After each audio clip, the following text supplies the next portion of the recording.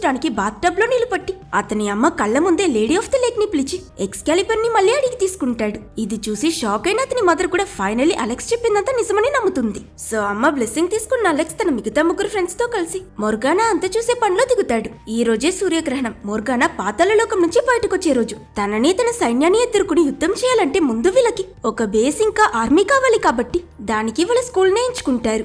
మళ్ళీ వాళ్ళ ఆర్మర్స్ వేసుకుని పూర్తిగా రెడీ మెర్లిన్ తో స్కూల్ కి వెళ్తారు. ప్రిన్సిపల్ వీళ్ళ అవతారం చూసి ఏం చేస్తున్నారని తిట్టడం మొదలు పెడితే మెర్లిన్ తన మ్యాజిక్ యూస్ చేసి ప్రిన్సిపల్ ఇంకా మిగతా టీచర్స్ అందరినీ కదలలేకుండా చేసేస్తాడు. ఆ తరువాత అలెక్స్ స్టేజ్ పైకి ఎక్కి స్కూల్లో స్టూడెంట్స్ అందరినీ చూసి ఫ్రెండ్స్ ఇంకో 2 hours లో మొర్గానా అనే విచ్ తన ఆర్మీతో స్కూల్ పై అటాక్ చేయడానికి వస్తుంది. తన దగ్గర నుంచి మానవ జాతిని కాపాడడానికి నాకు మీ సహాయం కావాలని అడిగితే ఇదంతా విన్న స్టూడెంట్స్ మాత్రం ఈ స్కూల్లో ఎంతమంది పిచ్చోళ్ళు తిరుగుతున్నారా అని నవ్వుకుంటారు.